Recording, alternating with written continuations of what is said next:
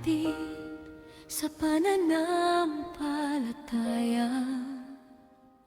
Naghahanap ba kayo ng kanlungan? Naghahanap ba kayo ng liwanag sa gitna ng dilim? Siya ang inyong magiging tanglaw. Narito ang ating munting tahanan. Munting tahanan, munting YouTube channel. Hindi man malaki, hindi man marangal, ngunit maaasahan, dalisay at tapat. Dito ang liwanag ay laging sumisikat. Dito ay walang hanggang alay, awit na banal sa Kanya iaalay. Magiging tahanan ninyo rin magpakailanman dito sa liwanag tanglaw. Ating kanlungan,